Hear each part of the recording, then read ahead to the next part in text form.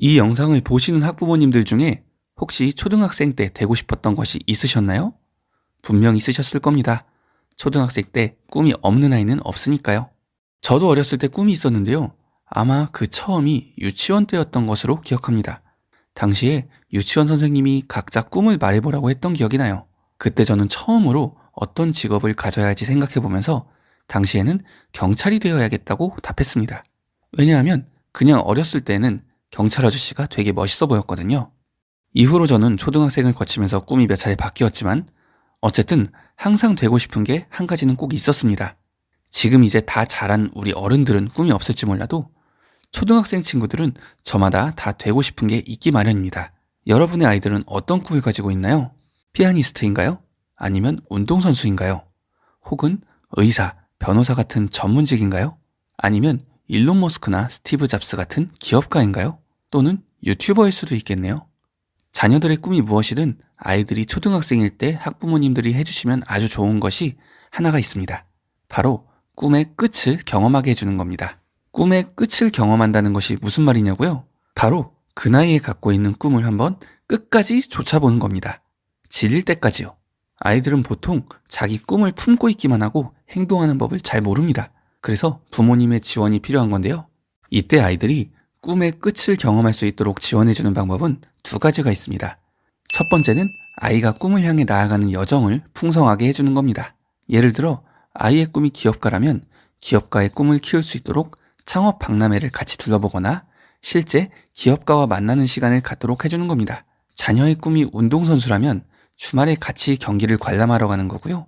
그러니까 이 1번의 핵심은 바로 아이들이 자기 꿈에 대한 관심사를 무럭무럭 키울 수 있도록 돕는 거죠.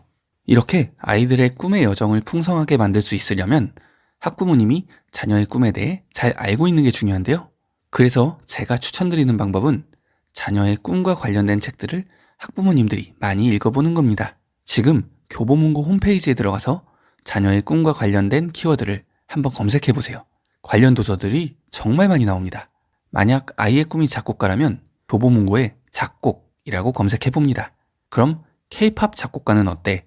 음악, 너 혹시 과학이야? 작곡가가 직접 가르쳐주는 작곡 테크닉 99와 같은 책들을 볼 수 있을 거예요.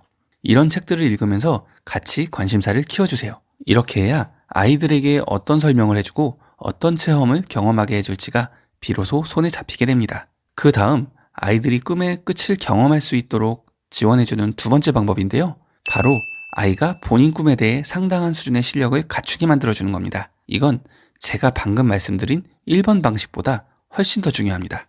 예를 들어 자녀의 꿈이 피아니스트라면 아이의 피아노 수준이 또래들의 수준을 훌쩍 뛰어넘는 수준이 되도록 지원해주는 겁니다. 아이의 꿈이 외과 의사가 되는 거라면 물리학 분야에서 올림피아드 상을 받게 하는 것이죠. 요즘은 꿈이 유튜버인 학생들도 적지 않은데 이 경우 아이들에게 직접 영상을 기획하고 편집해서 올려보라고 하는 겁니다. 얼굴이 노출이 안 돼도 좋아요. PPT나 편집 프로그램을 배워서 본인이 관심 있는 주제에 대해 일단 한번 영상을 올린 후 자꾸 피드백하면서 본인이 할 수 있는 최대치로 구독자를 모아보는 거죠. 다시 한번 말씀드리지만 이게 정말 중요합니다. 초등학생 때 자기가 원하는 분야에서 실력을 쌓아 성취감을 맛보도록 해준다면 아이는 이후에 살아가면서 그 분야가 어떤 분야가 됐든 그걸 단지 꿈으로만 두지 않고 그 분야에서 전문가가 되는 법을 익히게 되거든요. 그런데 이런 학부모님들이 계실지도 모르겠네요. 우리 아이가 공부 쪽으로 꿈을 갖지 않는 게 싫어서 지금 갖고 있는 꿈을 지원을 해주기 싫어요. 그런데 원래 아이들의 꿈은 몇 년 단위로 계속해서 바뀝니다. 저도 그랬거든요. 중요한 건 내가 관심 있는 분야에서 실력 성장이 이루어지도록 한 경험을 가졌는가 하는 겁니다. 이 경험을 해봤냐 안 해봤냐가 어른이 되었을 때 엄청난 차이를 불러옵니다. 마지막으로 제 얘기를 좀 해드리죠. 여러분 주변에서 혹시 마술사가 되고 싶다고 하는 아이들을 본 적이 있나요? 아마 거의 없으실 것 같은데요. 저는 유별나게도 마술사가 되고 싶었습니다. 계기는 단순했어요. 친척 집에 방문했을 때 제 사촌 누나가 제게 간단한 마술을 보여줬는데 그때 제 눈이 번쩍 뜨였거든요. 그때 저는 엄청난 매력에 사로잡혀서 이후에 마술을 배워나가기 시작했습니다.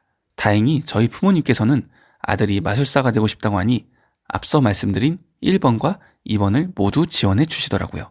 그래서 마술사 이은결이 쓴 책도 사주시고 비디오도 사주시고 홈쇼핑에서 파는 마술 도구도 사주시고 그 외에 실제 마술사들이 사용하는 전문 도구들도 사주셨습니다. 그렇게 초등학교 3학년부터 6학년까지 저는 마술을 배워나갔습니다. 그렇게 4년을 하니까 실력이 어느 정도 궤도에 오르더군요. 저는 만나는 친구들마다 마술을 보여줬고 덕분에 정말 많은 친구들이 저를 좋아해 주었습니다. 반장 선거에 나갈 때에도 선거에서 마술을 하기도 했어요. 그런데 이렇게 한 분야에 완전히 몰입해서 한 4년을 하니까 이것도 결국엔 질리더라고요. 그래서 저는 결국 마술사의 꿈을 접고 다른 꿈을 갖기 시작했습니다. 이렇게 초등학생들은 항상 꿈이 바뀝니다. 그런데 이때의 경험이 지금의 저를 만들었어요. 무언가 목표를 설정하고 노력을 하면 실력이 향상된다는 아주 중요한 진리를 깨우쳤던 셈이죠. 지금도 저는 사람들을 만나면 친해지고 싶은 사람들 앞에서 간단하게 마술을 보여주기도 합니다. 제가 오늘 말씀드린 이 내용들의 핵심은 꿈이 꿈 자체로 남지 않게 해주라는 겁니다. 지금 당장 아이가 꿈에 한 발짝 성큼 다가갈 수 있도록 해주는 게 포인트입니다. 그리고 이걸 지원해줄 수 있는 최적의 시기는 바로 공부로부터 상대적으로 여유로운 초등학생 시기입니다. 오늘 영상은 여기까지입니다. 그럼 다음 영상에서 또 도움이 되는 컨텐츠로 찾아뵙겠습니다.